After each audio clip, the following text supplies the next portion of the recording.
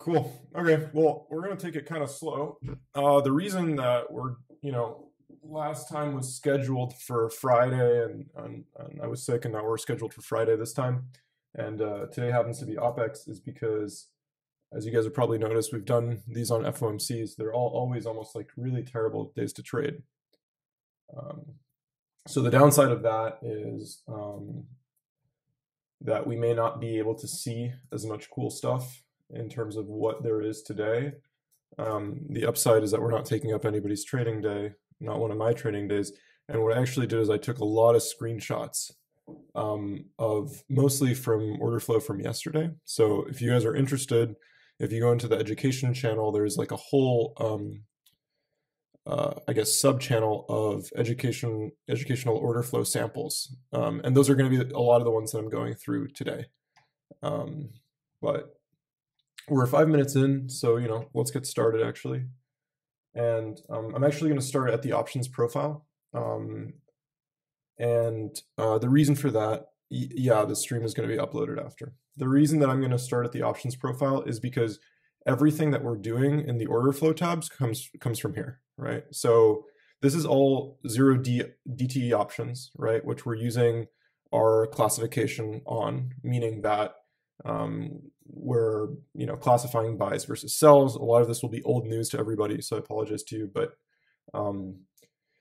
there's more, you can read more about it on the website, but basically these purple bars, if they're to the right, it means that those are bought puts. Purple bars to the left are sold puts. Orange bars to the right, and these are the default colors, you can change the colors and settings, are bought calls, and orange bars to the left are sold calls.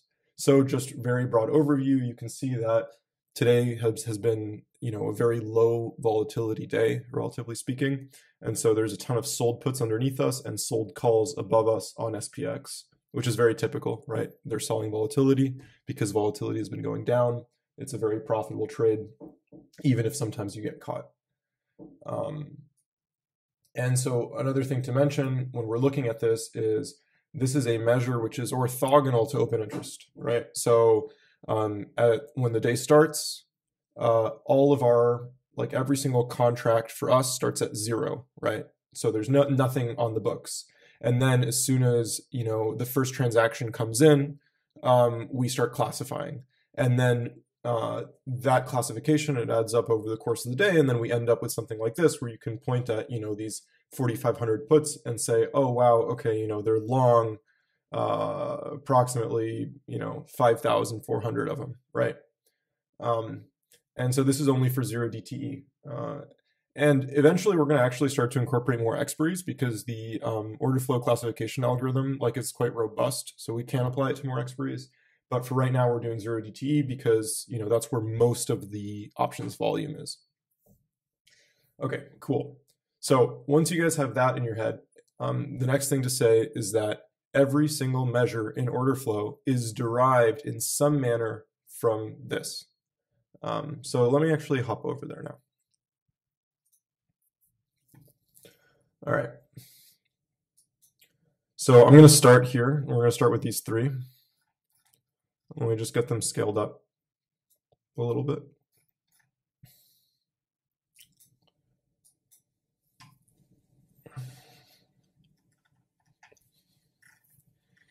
And so what we're going to do, just to lay this out for everybody, is we're going to start by going through all the different types of metrics so you guys understand what each one of them are, and then we're going to dive into more examples and questions and stuff like that.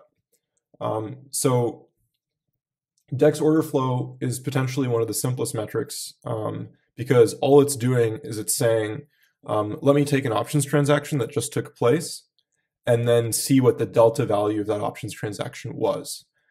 So for instance, if I'm looking right here and I see 544.33, that means that an options transaction took place that was net long 544.33 deltas.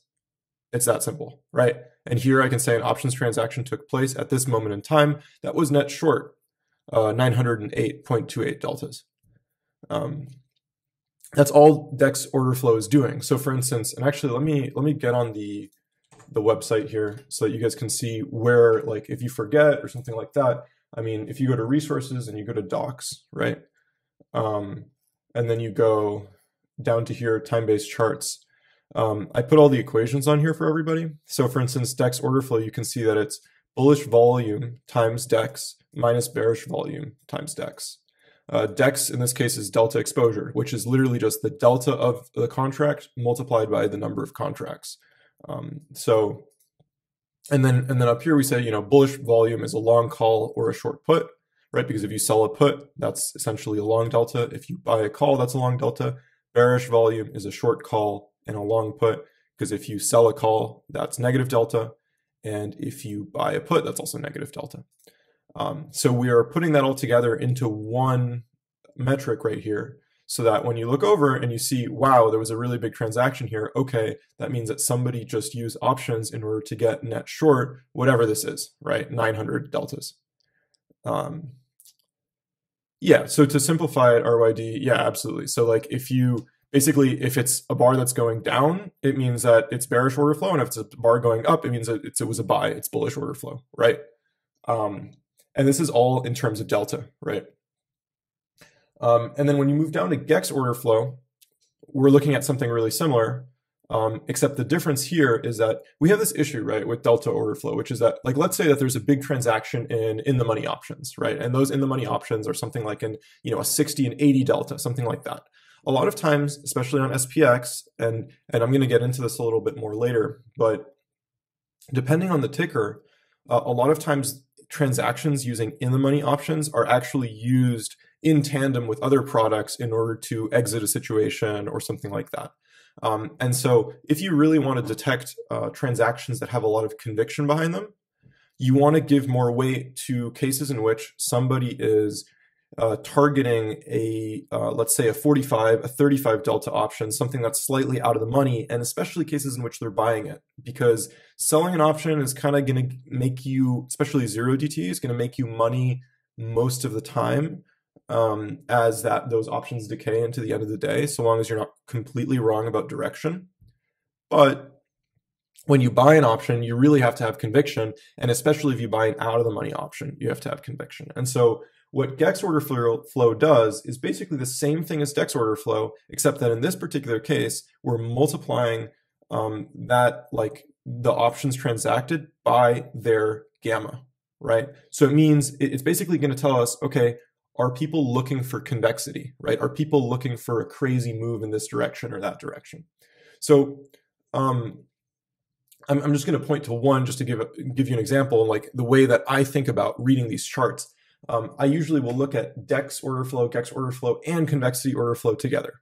And here's how it works, right? So DEX order flow, I'm going to look over here. I'm going to say, okay, wow. So there's a lot of short deltas that just came in. Then I'm going to look and be like, okay, well, what was the corresponding order, right? Was there any gamma associated with that order? And I'll look down and there isn't much. It's this tiny bar right here, right? It's not particularly big relative to the other ones. So that actually tells me that that order isn't as substantial as I think it was, right? It's an order that had a lot of delta, but this was likely an in-the-money option that was transacted, right? And then if I move a little further down and I go to convexity order flow, and this is where things get a little bit more interesting, if convexity order flow is positive, it means that those options were bought. If convexity order flow is negative, it means that those options were sold. So me personally, I'm more interested in looking for options that get bought, because that requires more conviction. So in a perfect case, right, like if I want to find a signal, right, what would I do? Well, I want the delta to be in one direction, right? So like, let's say that, actually, maybe we can actually look for a decent signal. Let me see here. Oh, this is a good one, actually. This is actually a pretty good short signal right here. So the delta was bearish, or it was negative, right? And then the gamma was also about the same size as the delta, and it was also significantly negative. And then if you go down, you can see that, let's see actually here. Yeah, the convexity, I'm pretty sure I'm in the same spot. Yeah, 32, 32. Yeah, perfect. And the convexity was positive. So what this tells me is that they bought an out of the money put option, because convexity is positive, meaning it was a bought option.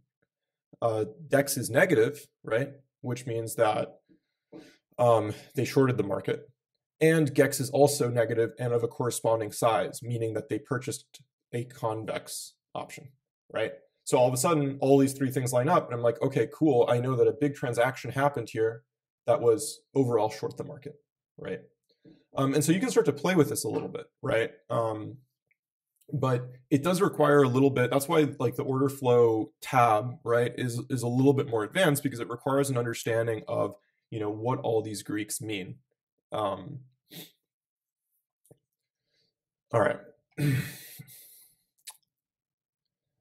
All right, so our RYD is asking if it's more important for DEX and GEX to be the same size, or if it's better if it's a big size. Okay, so this like just requires an understanding of like the delta of options versus the gamma of options, right? Gamma is always the highest at the money and near the money.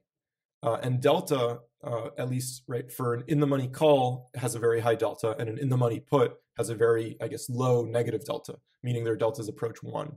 So if you see a transaction with a lot of delta, it is telling you, hey, you know, this was a big transaction, but it could have been in the money options that were used, and I would mostly disregard those. So I find that, you know, DEX is a lot more sensitive, and so it's very nice to see, like it helps me a lot. But I do in general prefer to confirm with GEX order flow to make sure that the gamma of that option, especially like, because gamma is going to be the highest at the money, right? If somebody buys an at the money option in size, that's a really big statement. That means a lot because they're taking on a lot of risk in doing so. All right, Dadbot is asking how you can adjust the y-axis. Oh, so if you guys want to adjust any of these axes, so for instance, you literally just mouse over and then you scroll on that axis. So for instance, if you want to adjust the strike price, you scroll all right here. If you can even adjust this guy, right? You can zoom in and out on the x-axis, right? Yeah, Snuff Trader, exactly. GEX validates DEX. That's how I think about it. Does that make sense, Dadbot, in terms of the scrolling? Yeah. No, it's all designed. The other cool thing about this is if you double click on anything, it'll go back to the default scrolling. So you can double click always to return to, I guess, whatever the default is. All right, I'm going to take a beat here before we continue, because this is actually, I mean, like it is a lot to take in, right? So let me actually go into convexity order flow one more time, right? Just to clear that up a little bit. So if you guys scroll down here on the docs, right, and you go to convexity order flow, you can see that it's long order flow times GEX minus short order flow times GEX. And the idea there is that we want to see how much convexity was purchased or sold, right? So it's actually an analog to GEX order flow in a way, except instead of sorting it by bullish and bearish, we're sorting it by long versus short. So for instance, if the market is selling off and you see a ton of people, this is a pretty decent example right here, actually. And let me reload the page so that I can get these lines to look how I want them to. Sorry, one sec here. All right, cool.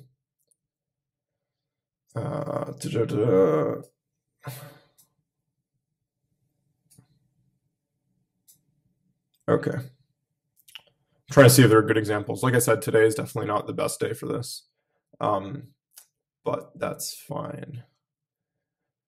So long convexity, looks like they purchased calls there, and then this is actually probably the best example that I can find right here, to be honest. So if you look at what happened on this moment, and there's still some bugs we got to fix with the scrolling, by the way, but you know, we'll get there. So in this particular moment, right, we still had a lot more of a sell-off, but as you can tell, right, like there's a lot. Let me scroll this up a little bit too. All of a sudden we get these 3 instances of options selling come in, 1, 2, 3, as the market's selling off, right? And in general, whenever volatility gets sold, whenever options get sold into the market, they are providing liquidity, and the provision of liquidity, it stifles volatility, which then leads the markets to come back up. So personally, as primarily sort of an options thinker / trader, and by options thinker, I don't mean that, I just mean that I think in terms of options most of the time. I really look at convexity more than anything else because I want to know whether there's being liquidity provided to the market or taken away from the market, and then what that does to my expectation of, you know, the range that we're going to get, whether bottom's been put in or not, that sort of thing, right? And so convexity order flow all on its own can be particularly useful to do just that, to see are people buying or selling options, right? So, but the most powerful usage of all of these guys, right, the order flow tools, is altogether cross-referencing between them, because that's a really good way to be able to identify, did something big happen, number one, and then number two, what happened, right? Were they long or short options? Were they positive or negative delta? And how much convexity was involved in that transaction? So you can combine all these three to do that. All right, I'm going to take a second to answer some questions, and then we're going to move on to the other three metrics before we get to some examples. Okay, let's see here. The feature request that just came in, would you mind putting that into, there's actually a feature, yeah, thank you, yeah. All right, so are these tools available on a classic subscription? No. So there's 3 tiers of subscription. There's classic, state, and order flow. They're inclusive, so state includes classic, order flow includes state and classic, but order flow is, so to speak, the top tier, because in addition to just providing you with the options profile and like that order flow classification stuff, this tells you when something big is happening. So like these are really, this is sort of the top tier. These are like powerful signals. All right, cool. I think that's, those are all the questions so far. I'm going to give you guys a second, see if anybody has one more. I think someone's typing, so I'll give that a second. We're actually making pretty good time here.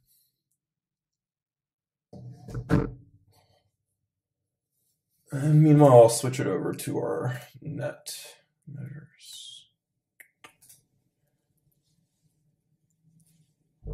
Aggregate DEX, net gex, and net convexity. Oh, oops, my bad.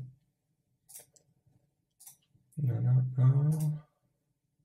All right, sick. Liquidity pulling stacking. Okay, somebody's asking if I can elaborate more on liquidity pulling stacking. My interpretation of that question is that they're asking about my comments with regards to convexity and the way in which people selling more options versus buying options adds or subtracts liquidity from the market. And this just has to do with sort of the basic characteristics of options. So if I sell a put, right, I'm entering into an obligation to buy something at a certain price by a certain time. If I sell a call, I'm entering into an obligation to sell something at a certain price by a certain time. So those are essentially limit orders that are coming right into the market, right? And so that's essentially, you're posting a sort of collateral in order to buy or sell at a certain price. That's like a liquidity provision, basically, to the market. That's how I'd explain that. What is a liquidation break? Can you detect that potentially ahead of time or only after the fact? So that is not entirely related to the stuff that we're discussing today. But really briefly, a liquidation break is when price moves to a level where all of a sudden there is a lack of supply or demand, right? And so you can get that sort of a squeeze, right? So normally we're used to very liquid markets, especially in the US. If you trade some like illiquid equities, okay, like maybe not so much. But in the US, the idea is, well, prices move more or less smoothly. They move faster or slower, but in general, there's always a buyer and a seller there to adopt the next price at like an increment of a cent. A liquidation break is basically where all of a sudden there's nobody there. And so then prices can just drop, or they can technically also rise like crazy. The dropping is much more common. But yeah, that's not entirely related to the tools that we have developed here. Okay, I think that's enough questions. Let's move on to the next one. Okay, so aggregate DEX. And actually, in order to explain aggregate DEX, I'm going to pull up DEX order flow here. Okay. So I think there is another sort of competing service, which I won't name on this call, that has something similar to aggregate DEX, except obviously I prefer ours. But the idea behind aggregate DEX is what would happen if over the course of the day, you add up all of these bars. That's it. That's really it. We even have this little combined metrics thing that Jasper just added recently. although the scaling is we're still working on the scaling. But the idea is, right, so every time somebody, it's just a measure of net buying versus selling, right? So if it's going down, it means that over the course of the day, more options have been more transactions have occurred which have been negative delta, right? There's been more selling than buying using options. And if it's positive, and maybe I can hop over to something else that might be positive. I doubt SPY is positive. Oh, it is. Okay, that makes more sense actually, because today, if we're up, usually like if we're up, then one of SPY or SPX should be positive in aggregate DEX. But yeah, it's literally just taking up all the bars from the day in order flow and DEX order flow and adding them. So the way that I'll use it basically is kind of as a divergence indicator typically. But it depends, and we're going to get to this, it depends on which ticker you're looking at. And that's actually quite important. Yeah, I don't know how much more I can say about like what it is that aggregate DEX is. Is that clear? Do people have questions about that? I'm going to circle back to SPX or SPY, actually, because it's a really interesting question, and I think it's very revealing of a lot of the dynamics that are at least underway lately with 0DTE options. But yeah, if you guys have more questions about the way that aggregate DEX, it's literally just cumulative DEX order flow. That's it. Okay, let's move on to the next guy. And this can be a point of confusion. But net GEX, the relationship between net GEX and GEX order flow is not the same as the relationship between aggregate DEX and DEX order flow. The reason for that is because net GEX is doing something completely different. So with net GEX, what we're doing is, or the main question we want to answer is, if the market were to squeeze, which way would it squeeze? Right? It's really that simple. And so if net GEX is positive, it means that if the market were to squeeze, it's more likely to squeeze to the upside. The reason for that is as follows. If you go into state and you look at this, all net GEX is doing is it's taking the gamma exposure of the calls minus the gamma exposure of the puts. And so it's basically just telling us, do we have more gamma juice to the upside or to the downside? And this is using our classified order flow. So essentially what happens is options profile classifies a ton of stuff, right? Then that gets put into this, and then we do the call GEX minus the put GEX. And then that turns into an order flow metric, which tells us where there is more convexity. So which side of the market is more likely or would get squeezed if the market were to get squeezed. And the reason that that's different is because aggregate DEX obviously is adding over the course of the day, it's cumulative order flow. But net GEX is taking the current state of the options chain as we've classified it and comparing the call gamma versus the put gamma. All right. So I'm going to move on to the last one. And the reason that here, let's go, we're going to get rid of this guy, and then we're going to compare net convexity and convexity order flow. Boom. All right, cool. All right, awesome. Okay, so net convexity is actually one of my favorite metrics. And you guys have probably seen me on Twitter maybe talking about it as our version of the VIX. Actually, let me switch back to SPX because that's what I'm more used to looking at. Okay, sick. So,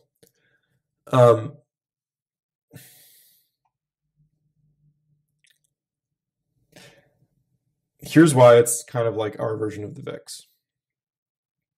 When we're doing net convexity is very similar to net GEX, except that instead of comparing the state of the chain in terms of call versus put gamma, we're comparing long versus short, right? So basically, imagine that we're here in options profile, and we have this many options that are classified over here as buys, and all of these options that are classified as sells on this side, right? We're taking the gamma of the bought options and subtracting the gamma of the sold options. And that's how we get to net gex. So the reason that acts a little bit like a VIX is because it tells us how much liquidity is coming into the market from the options side, right?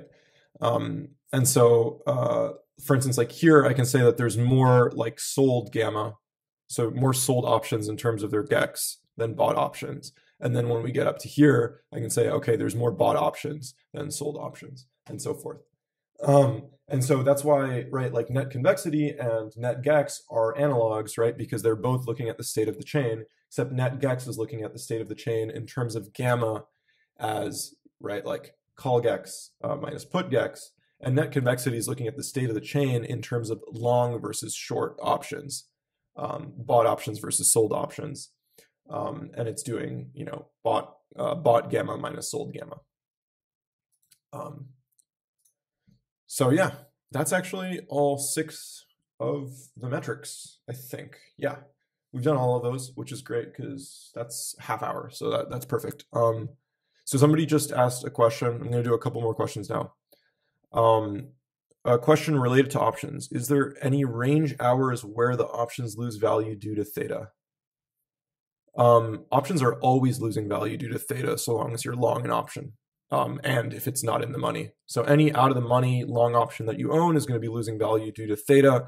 There is a curve, right, which is going to tell you how much value you're going to lose due to theta for any given point in time.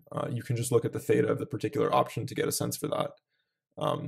And yeah, with 0 DTE, like after 2 p.m., it gets really, really bad. Negative convexity, so somebody's asking, they ask, a negative convexity order flow, does that mean that shorts are entering the market? In the docs it says negative convexity is less vol expected. No, so negative convexity has nothing to do with shorts entering the market. I'm not entirely sure what you mean by shorts, right? Because with options are more complex than just short or long. Because you have those 4 characteristics, right? You have short, long, call, and put, right? So when you say short, I don't know if you mean short options, or I don't know if you mean negative delta, which is the way that short is typically used when referring to equities or stocks or things like that. So when convexity, when net convexity is negative, it means that there is more short options than long options in terms of their gamma. So yes, that means that we're expecting less volatility. So when you see convexity order flow go negative, like right here, it means somebody just sold a ton of options. In this particular case, in retrospect, I can see, okay, that was a local top. They probably had entered long and then they sold out of those long options around here. But then you see after this enters, we get a long period of consolidation right here because, you know, there was all of a sudden, you know, a lot of options that basically, how would I put it? They left the chat, right? All right. What is the pragmatic use of this indicator when trading SPX? I mean, so we're going to get into that after going through all the different metrics. All right.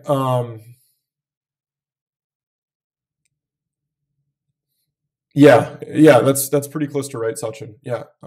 It's not a perfect analog, but like it's pretty close. Sachin basically said that when net convexity has a similar behavior to the VIX falling, meaning that either volatility gets stifled or the index has a tendency to move up, which is accurate.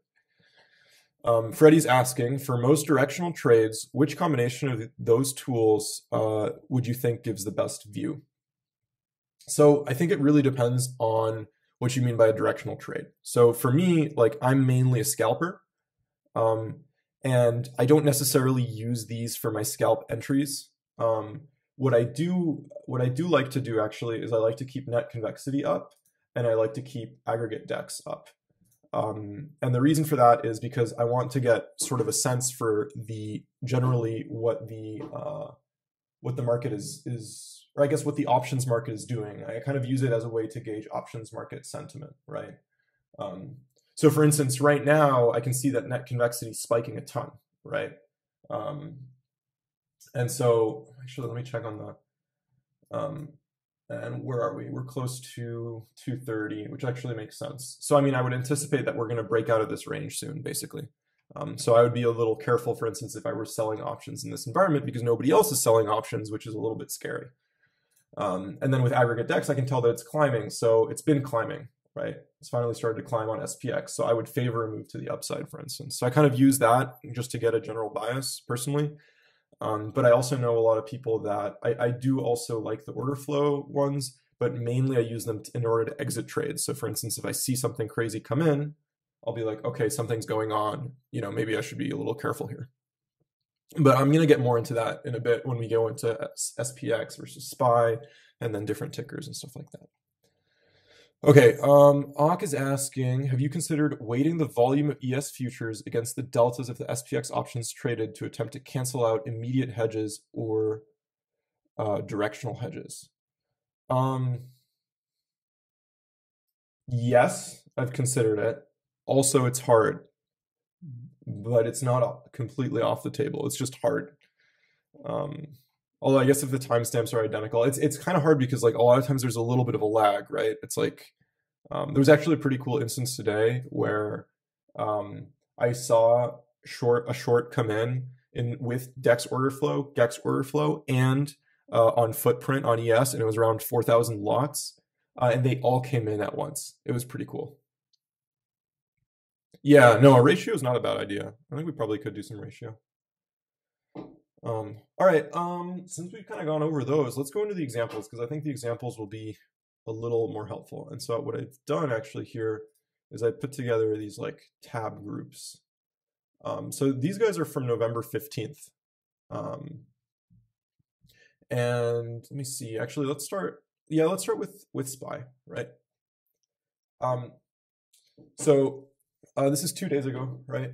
And there's a couple of different transactions that I want to point out. One of the really big transactions, or the thing that stands out the most to me, is this guy right here. Hopefully you guys can see where my mouse is, or this guy right here, or this guy right here. This is a case where we can see that convexity order flow is negative, meaning that those were sold options. And then there is a simultaneous spike of bullish DEX and bearish DEX, and bullish GEX and bearish DEX. Basically what happened here was somebody sold a massive straddle. Whenever you see something like this, it means that's a big transition point. So if we're running up, it means we're going to transition and start to go down. And this has to do a little bit with the way in which people trade SPY and SPX, which is they're trading volatility a little bit more than they're trading directionally. So I actually look for these spikes in both directions here to give me a solid indication of what's likely a pretty big transition point.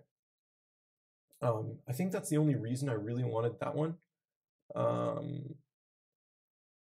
There's like, this is actually a pretty decent example over here, right, where we get another one of those, and then that's what stifles this down move.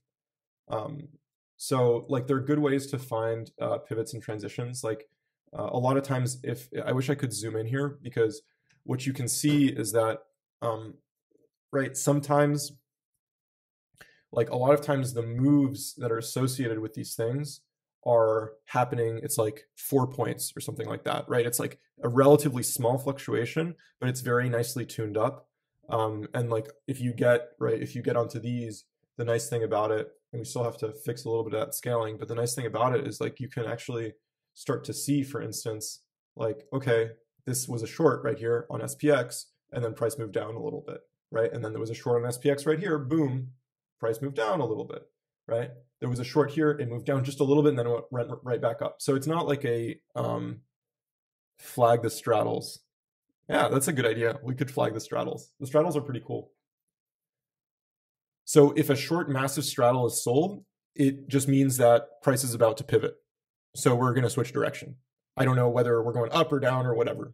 Also, if a straddle is bought, it means that price is going to switch direction. Basically, anytime you see a big straddle on SPX or SPY, it means that we're going to switch direction.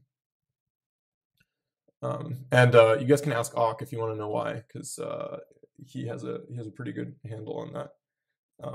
And I'm going to continue explaining these. Okay, so as you guys all know, today is OPEX. Ox just typed in that he's leaving.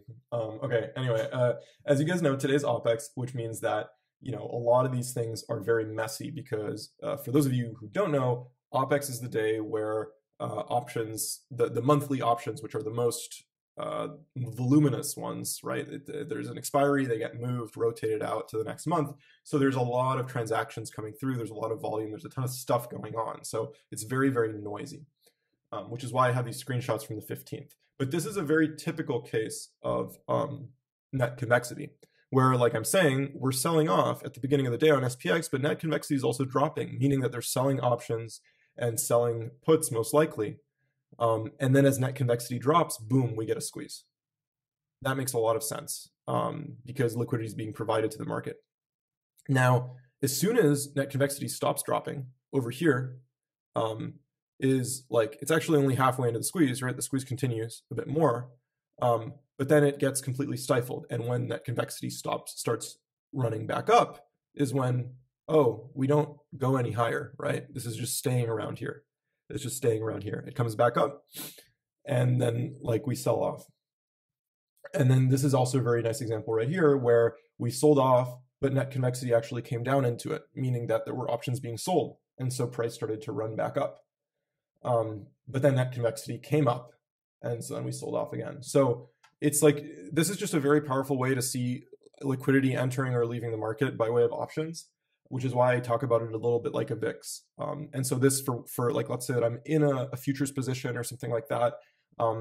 Like if I see that convexity is dropping and I'm long, that'll give me more confidence to stay in the position regardless of what's happening, for instance. So that's, you know, that's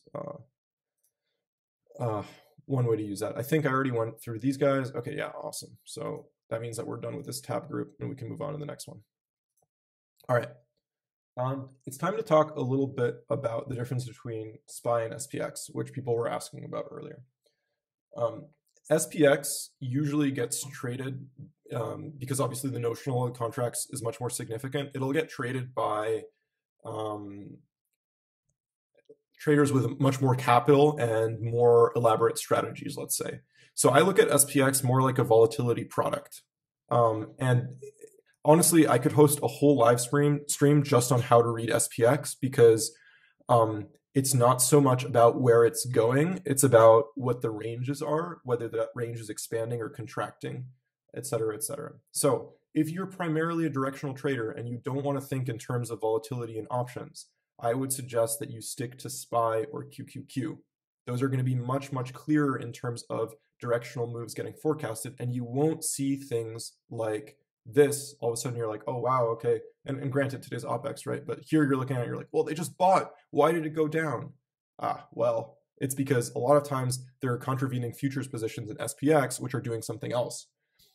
So it gets a little more complicated to read, and I would favor on SPX the volatility-based metrics like net convexity over these bullish-bearish indicators. If we move over to SPY, all of a sudden I have a bit more confidence. Not all the way, but more confidence in terms of using. So for every ticker, right, if you see a big order come through, a big order is coming through. That means like it's likely to be a transition point, something's happening. For SPY, I'm more likely to buy into the direction of that order flow. And even more so for the equities, which we're going to get into in a little bit. But even for SPY, I'm more interested in, for instance, looking at, like, I like aggregate DEX for SPY and SPX and net convexity, to be honest. Visualizing to support is going down the past 30 minutes. So I don't know. I haven't been looking. I've been doing this live stream. And then the other thing is, as I said, you know, today's OPEX. So there's a ton of transactions happening on many expirations besides 0 DTE, which are very likely to be controlling price today in addition to all these things. So yeah, that's a good way to put it, Og2. Yeah, normal decay. I mean, if we were looking at you know, the options profile, I would honestly, for a day like today, I'd look more at the options profile to see and explain what's going on with that. And there is stuff going on there today to explain the down move over the past 30 minutes because I have it up on another screen over here, but it doesn't necessarily make sense to go into right now. All right, let's go into some more examples. And like I said before, right, like these examples are available in the education and order flow samples, so you guys can look through them yourselves. All right, so like I said, the equities, it makes a lot more, like DEX order flow on the equities makes a lot more sense to me, typically. And so I just wanted to point out a couple of different things, right?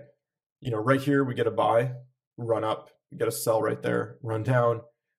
Here, this sell coincides directly. Somebody probably, they were accumulating at the bottom here, and then they sold right when we hit here.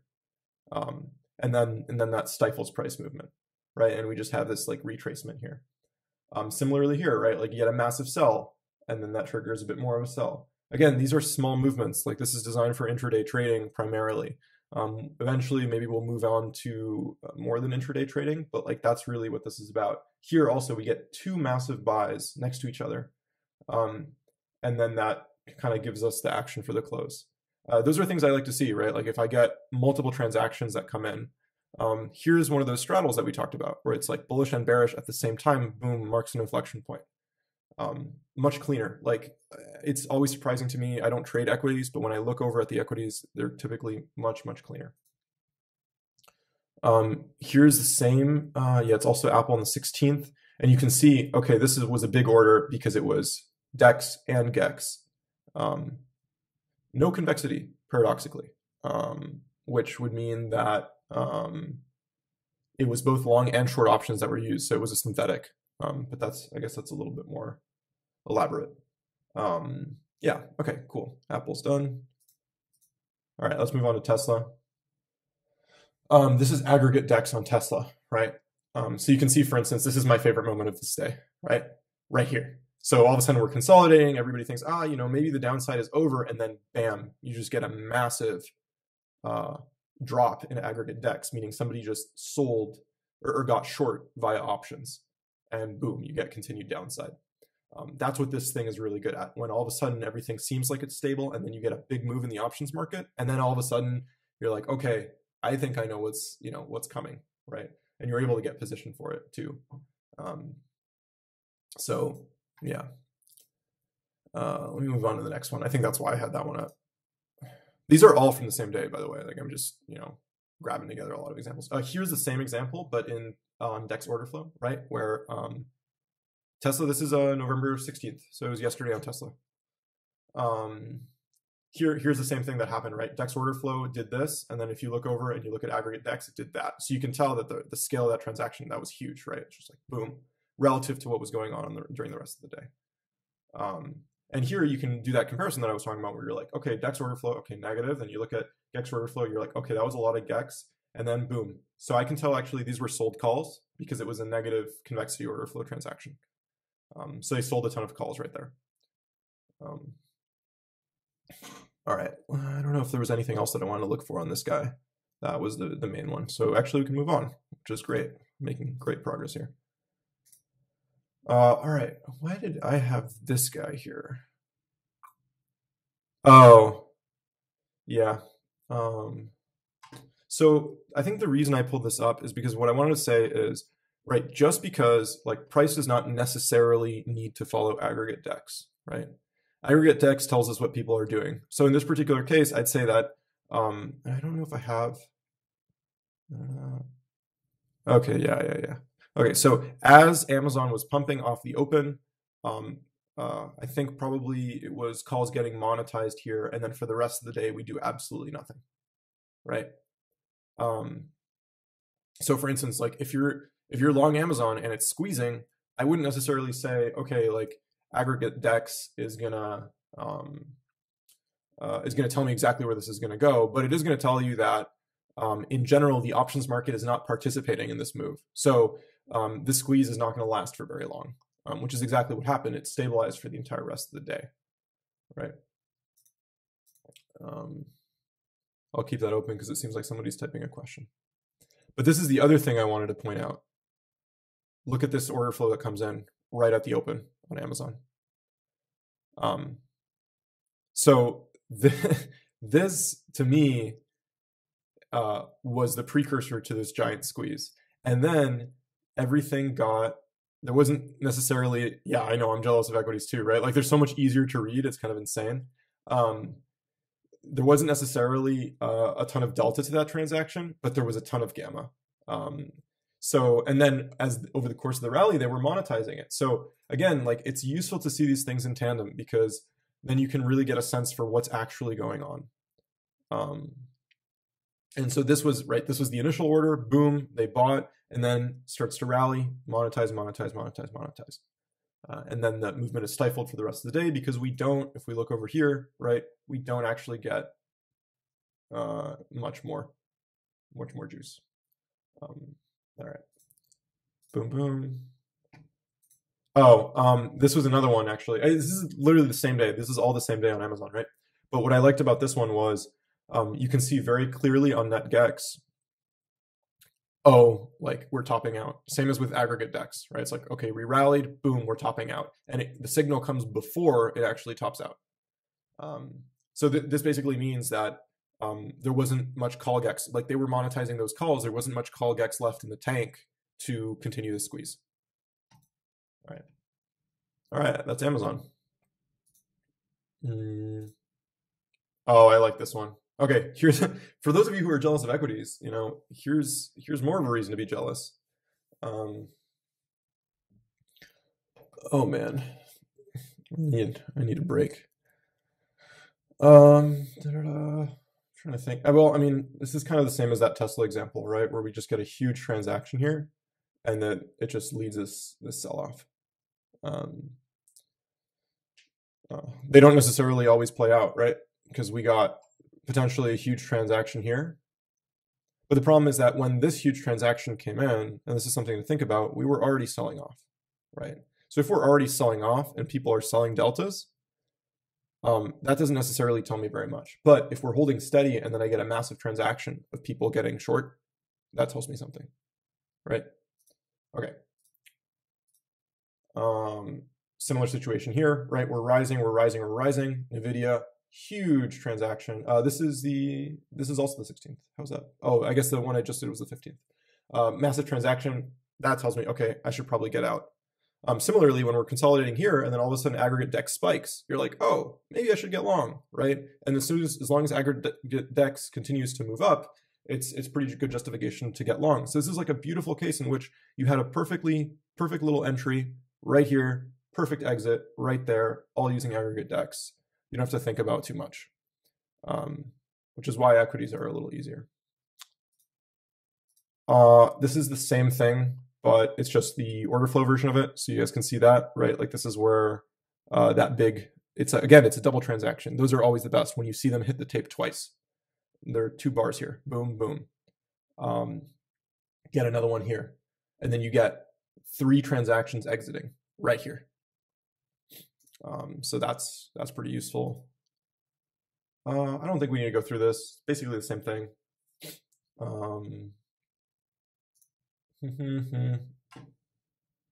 Yeah, it's just NVIDIA is just really clean, right? Like you just get this like massive sell cascade, boom. This obviously not so clean.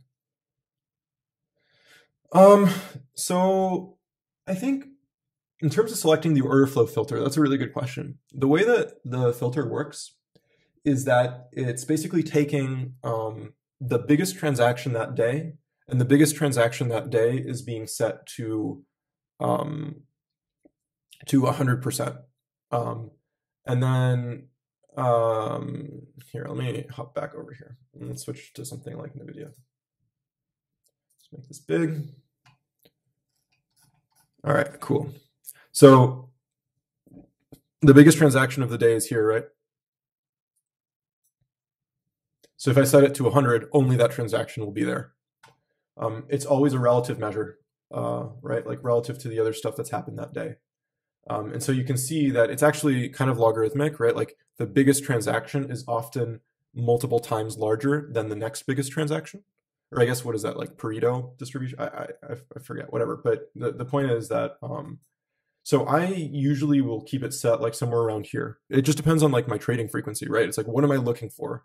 How many trades am I looking to make a day? Do I only want to get an alert, so to speak, when something really big is happening? Or do I want And then this will do it. It'll automatically make it relative to the biggest transaction that day for you, which is kind of, I don't know, I think it's kind of nice. I'm sure that like historical volume, I know people like volume leaders do a completely different sort of thing. But again, like these things are mostly designed for intraday trading. So that's why we built it like that. All right. Yeah. I mean, to try and figure out what's noise versus what is relevant, I think the other thing that's really helpful is like I would always keep both of these guys up, right?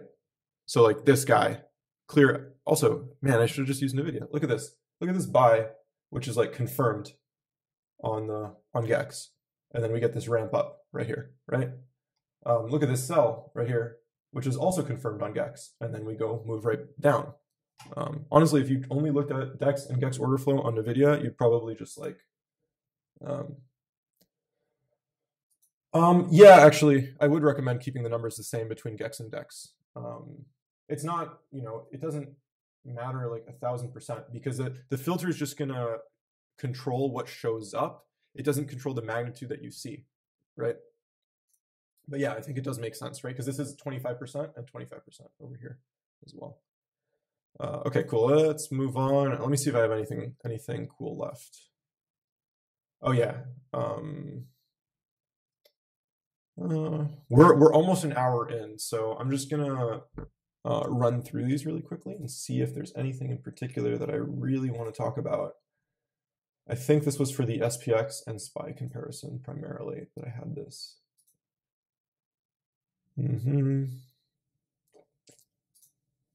Oh man, I even have more. So I'd encourage all of you guys to basically run through a lot of these if you want, and just to like try and understand a little bit of the behavior. Of course, like really watching it in real time is very, very helpful. And I mean, that's why the free trial is there. Yeah, you do get noise early in the day. That's trading though. The open is all the different things that I've looked at, it's like, it's very, very hard to get through the noise of the open. Trying to think here.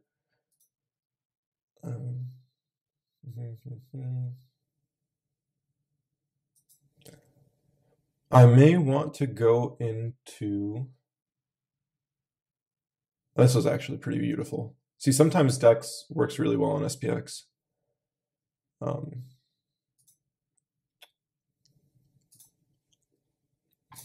As I'm going to reorient myself, and you guys feel free to throw questions in there if you have them.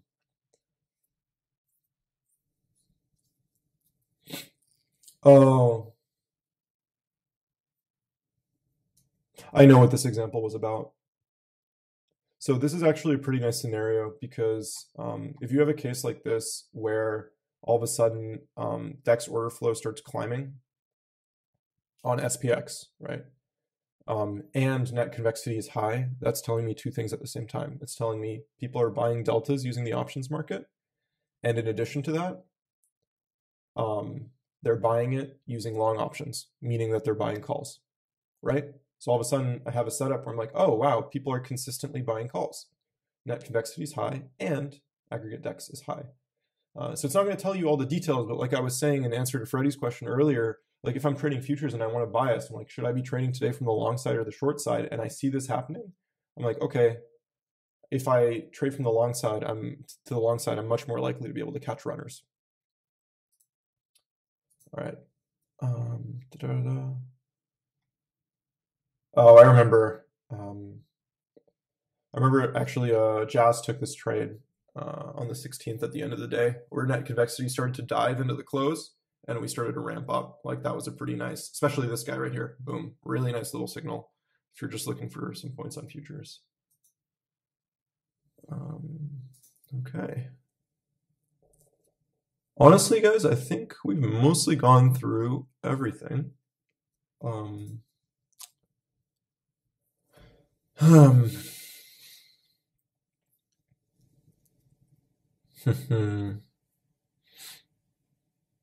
Yeah.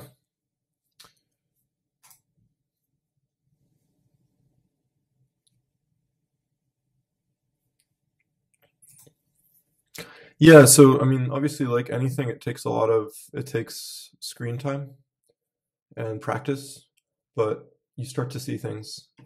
Um, yeah, I think that's good. I don't think there's any other examples that I necessarily want. This one was good on SPY, particularly because I remember that, right, we were selling off, and we just never broke above zero on net convexity. So I was like, we're not getting a big sell-off today. That's the only thing I got from this. I was just looking at it, I was like, okay, like they're just selling, selling, selling options. There's no fear here. Um, and yeah, so that type of thing can be particularly useful too. All right. I'm gonna close all these guys out actually.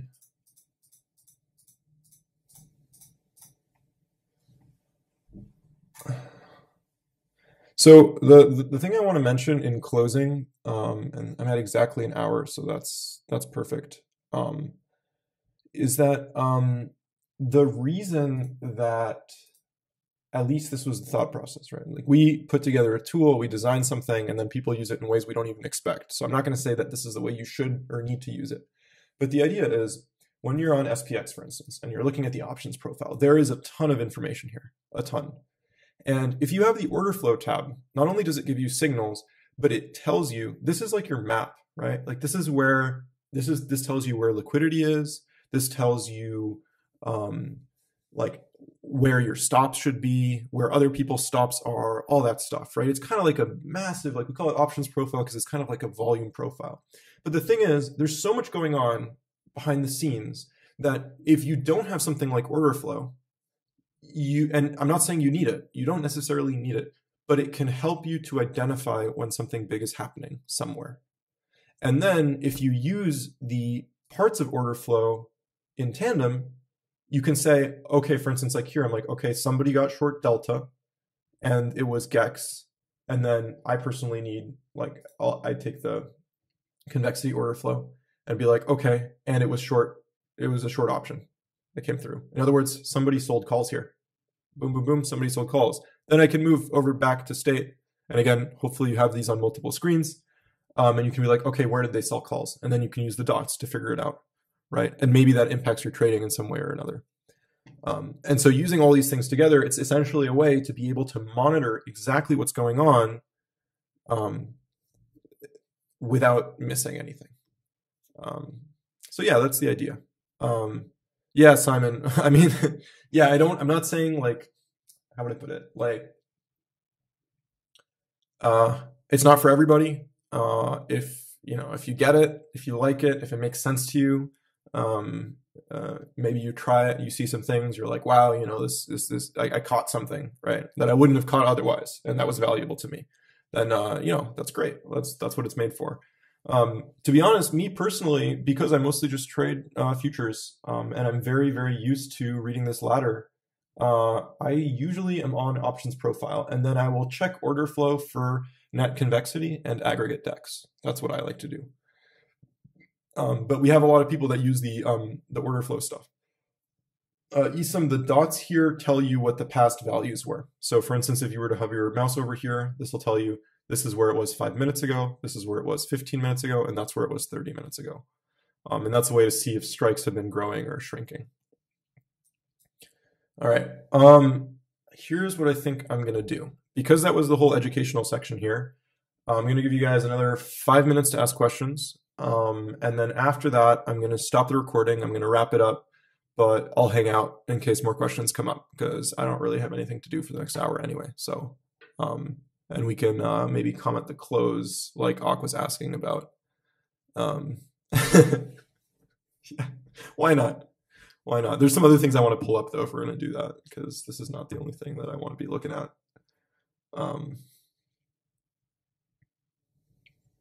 Oh yeah, of course it gives mouse like expected range. Like, I mean, this is, you can also, I mean, you can hop wherever you want, right? But like, major positive and major negative are typically your guardrails, right? So yeah, this can be really useful. Honestly, so I use it for trading futures, but I used to trade a lot of options, and Man, I wish I were trading options using this because it would tell me exactly where to be positioned. It's just that the thing is, like, if you're used to trading 0DTE SPX, or if you've done any of it, the mental toll that it takes, it just like demolishes you. It's not. Michigan Gandalf was talking about this. It may not be worth it. You know, I don't know if any of you guys trade 0DTE. I would not advise, but it's kind of like cocaine. Not good. Gray hair central. Yeah, exactly, Deadbone.